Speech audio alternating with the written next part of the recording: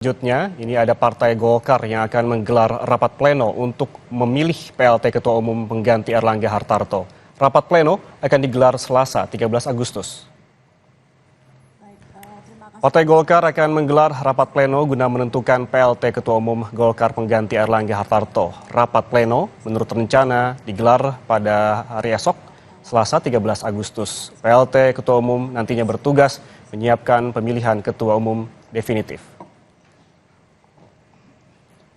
Kami mentargetkan dalam 2 hari ke depan, tanggal 13 Agustus 2024, kita harus segera mengambil langkah-langkah dari DPP Partai Golkar.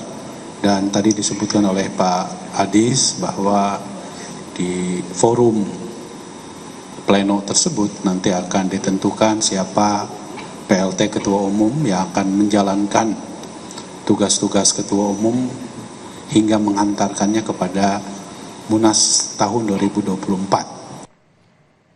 Sebelumnya, Saudara Erlangga Hartarto mengundurkan diri dari jabatannya sebagai Ketua Umum Partai Golkar. Erlangga beralasan ia mundur dari Golkar untuk menjaga keutuhan partai dan memudahkan transisi pemerintahan.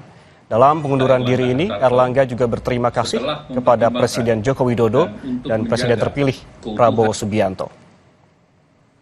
Saya Erlangga Hartarto, setelah mempertimbangkan dan untuk menjaga keutuhan Partai Golkar dalam rangka memastikan stabilitas transisi pemerintahan yang akan terjadi dalam waktu dekat, maka dengan mengucapkan Bismillahirrahmanirrahim, serta atas petunjuk Tuhan Yang Maha Besar, maka dengan ini saya menyatakan pengunduran diri sebagai Ketua Umum DPP Partai Golkar.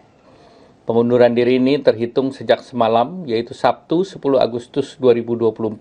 Secara khusus saya ingin berterima kasih kepada Bapak Presiden Joko Widodo dan Bapak Wapres Kiai Haji Ma'ruf Amin.